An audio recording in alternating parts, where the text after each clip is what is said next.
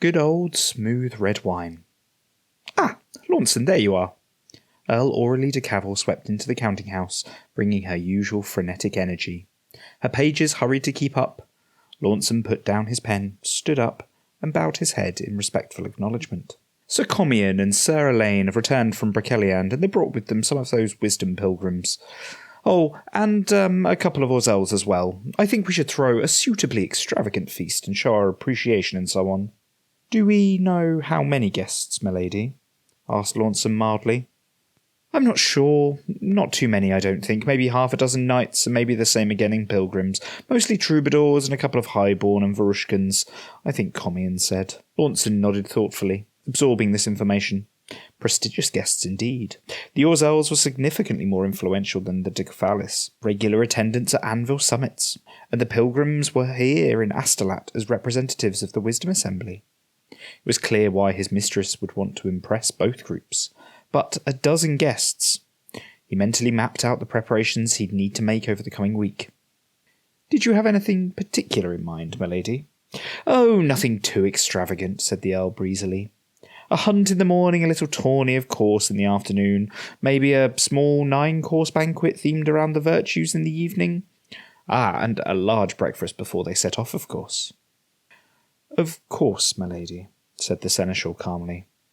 When are our guests due to arrive? Oh, tomorrow, around noon. Launson nodded again, a thoughtful expression on his face. Of course, my lady. Will there be anything else? No, no.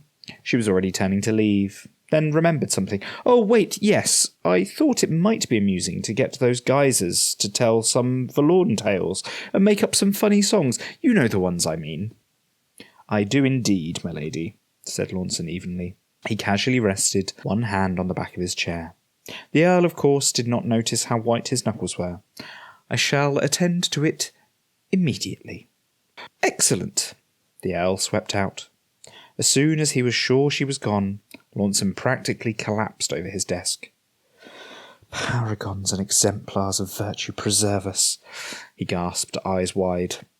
He glared down at the ledger he had been working through and the amount of red ink threatening to overwhelm him as his vision blurred.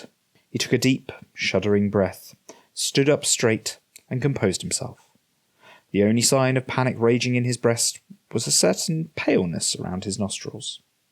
With a tiny, dull metal key on a chain around his neck, he unlocked a nondescript little drawer on his desk and began to withdraw dusty ingots of orichalcum.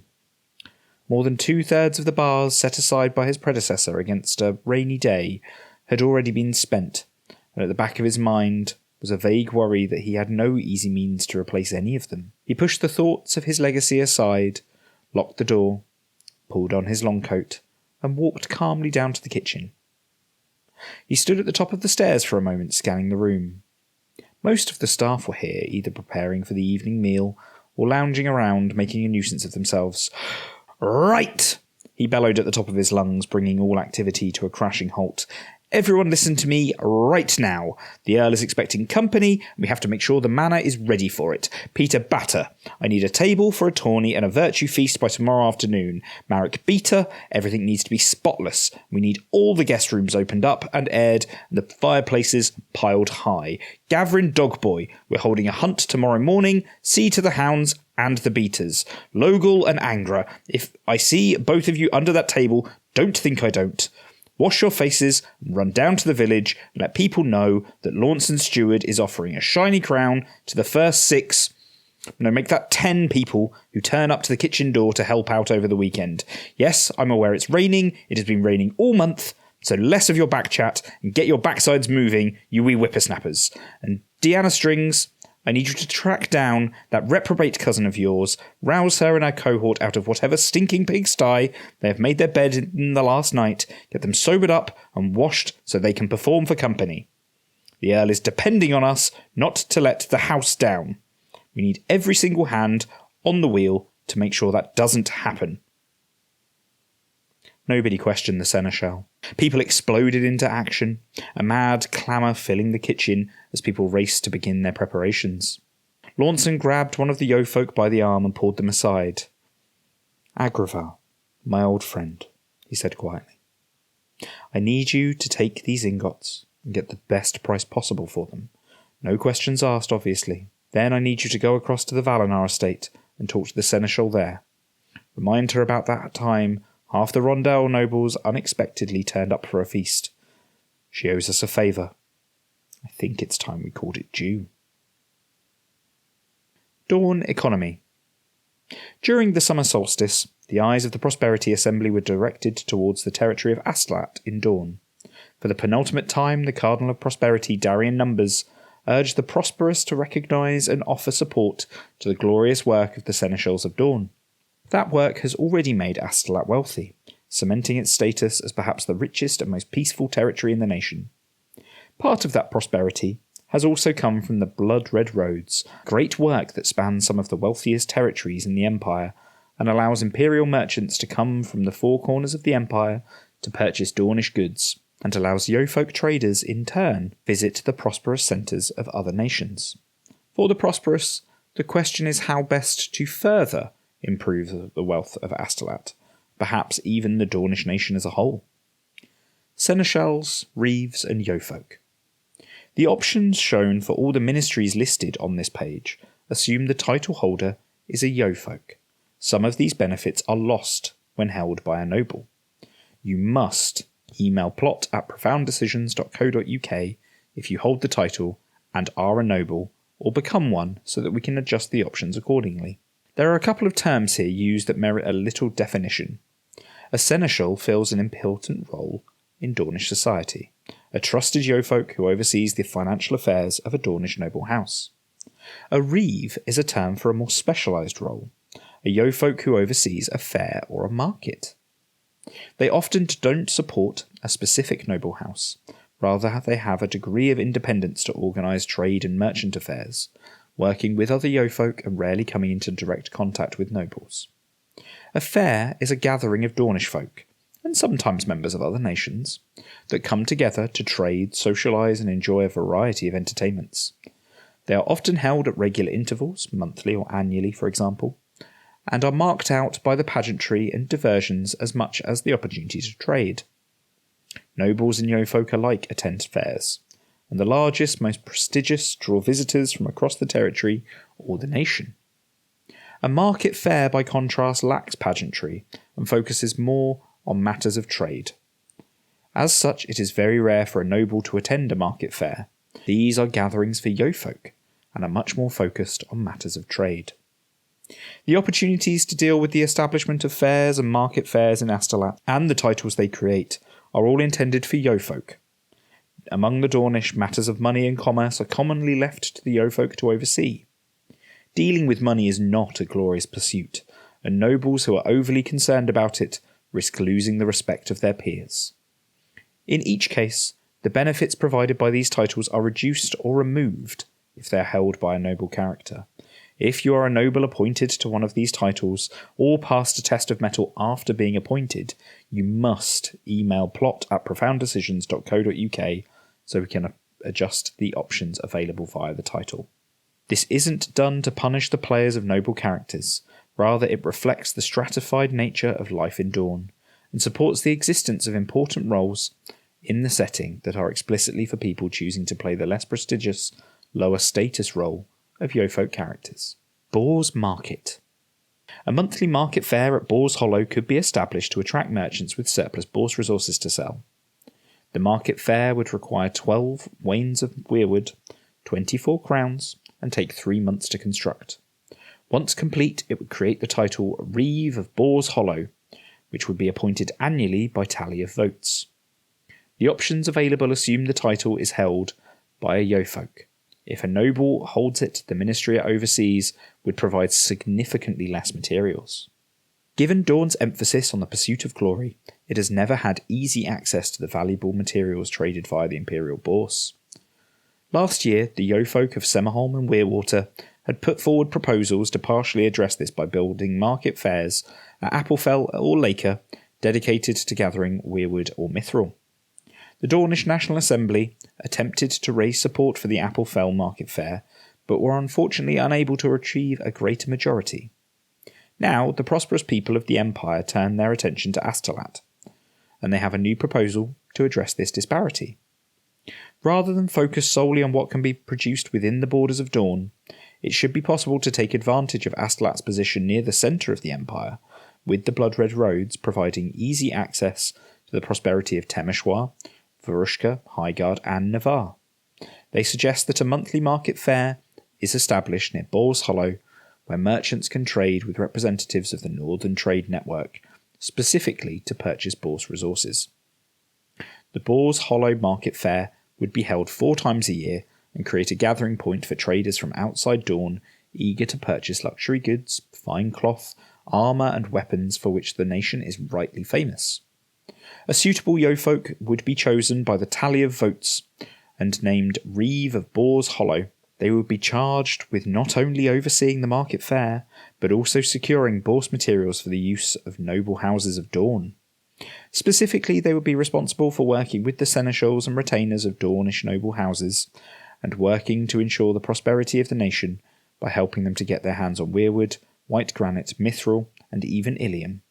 Even if they were affiliated with a noble house as a retainer or seneschal, they would be expected to remain as impartial as possible in their dealings.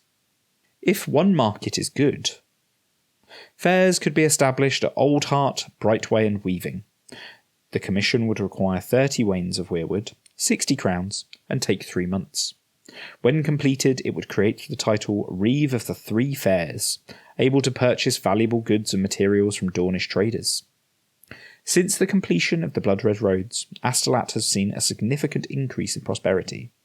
One branch passes through the Castle of Thorns and connects the territory to Temeshwar and Casanea. The other crosses through northern Astolat, through the crossroads at the heart of Weaving, via Semerholm to Holberg City.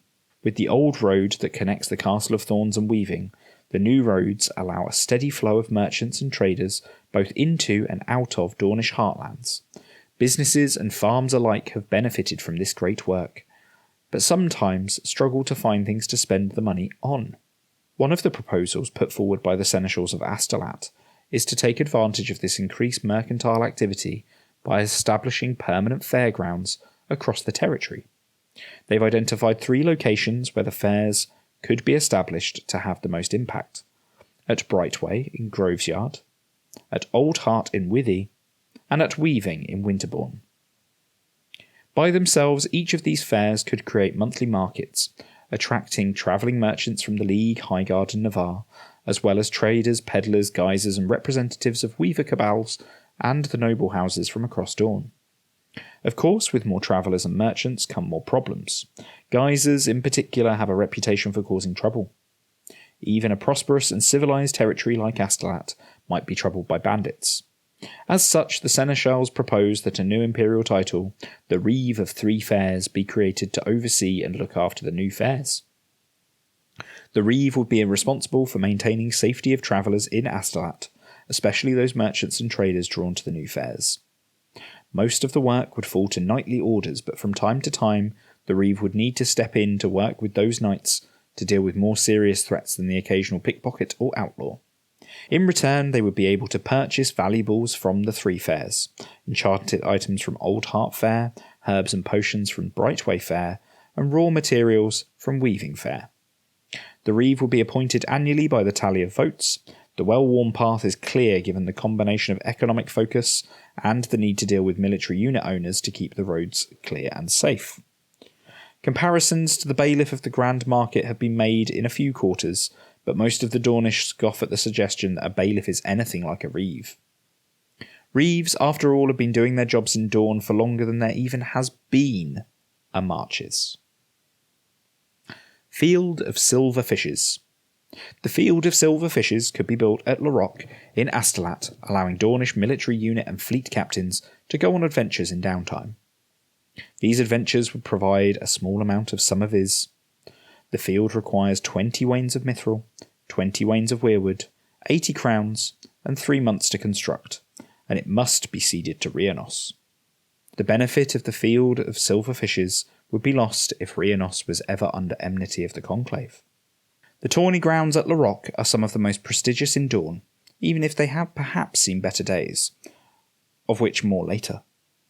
With the inspiration of the Cardinal of Prosperity, a large number of pilgrims dedicated to that virtue have come to Astolat, and many of them visited Larocque, marvelling at the glorious competitions there. Following a discussion with some of these pilgrims, the enchanter Tregea de Rochemont has spent some time speaking with some of more magical visitors to the tourney. After several long evenings of entertainment and several contests of wit and arms, Enchanter Tregea has come to an accord with the representatives of one of the Eternals, Rhianos, the regent of the Eternal Sea. Enchanter Tregea proposes setting aside a copse southeast of Larocque and inviting the heralds of Rhianos to take up a residence. The trees would be hung with mithril silhouettes of assorted sea life, a nearby stream diverted to create a restful lake full of water lilies and golden carp, and several pavilions of the finest Dornish silks erected.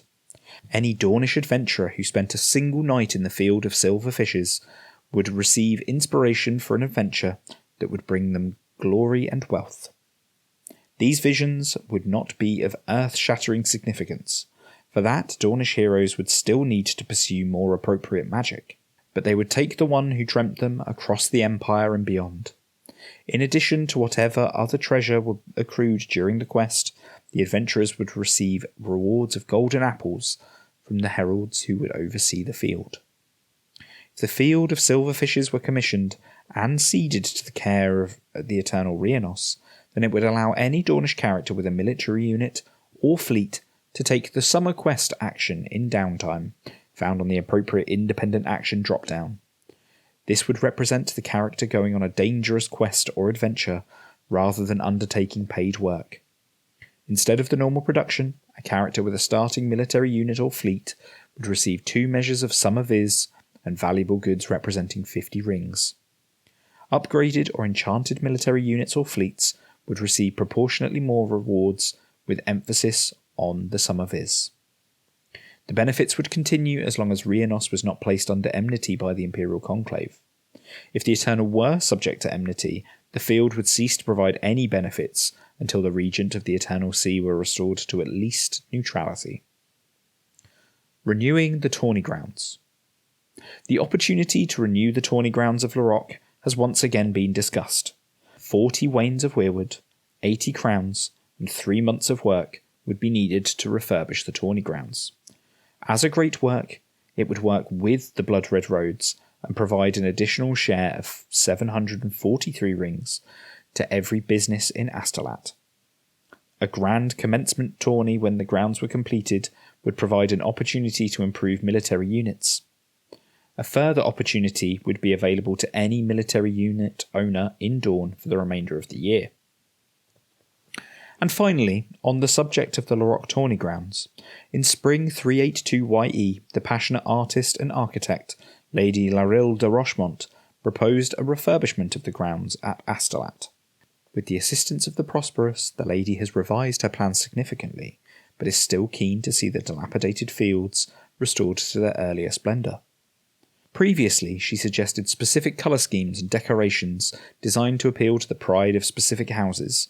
At the advice of her collaborators, she had dropped that requirement, but suggests that the necessary details could still be used to subtly celebrate the heraldry of a specific noble house if they wished to mark themselves, subtly, as patrons of the tourney grounds. The new plans rely less on piling up great heaps of stone than the earlier ones, or so one of Lady Rochemont's collaborators puts it. The new edifice would still be truly impressive, but the costs are significantly lower and rely as much on persuading the yeofolk and nobles of Astolat to donate their time and resources as anything else. Once the great work were completed, however, it would provide opportunities to businesses all over Astolat. Each business would gain a share in 743 rings each season, on top of that provided by the blood-red roads. In addition, in the season following the completion of the tourney ground, there would be a series of celebrations, tourneys and competitions such as has not been seen in Dawn in a generation. Noble houses from across the nation would be invited to sponsor and host events, and champions from all over the nation would come to compete in the lists, take part in the melee, and forge names for themselves. One noble house has already approached Lady Larille. The de Cassilians of Spiral Castle in Weirwater have declared their intent to serve as patrons for a grand tourney, inviting not only Dornish folk, but representatives of several of the Summer Eternals to celebrate the new tourney grounds. Furthermore, they are prepared to break open their allegedly quite impressive vaults to honour the most glorious new competitors. During the season after the tourney grounds are completed, the Castellan of Spiral Castle will be able to select up to a dozen standard military units owned by Dornish folk to be upgraded to rank 2. Furthermore, for the next year, any Dorn military unit can be upgraded for 1 mithril less than the normal cost. A military unit can only be upgraded once each season, but they could potentially be upgraded every season, saving 1 mithril each time. Limited opportunities. These opportunities are available for the next year. Once the Summer Solstice 385 YE comes to a close, any project that has not been commissioned by that time will be lost. It is also worth noting that the coming summit represents the last time for the Cardinal to focus the Eyes of Prosperity. There is a great deal of interest in which territory will be chosen.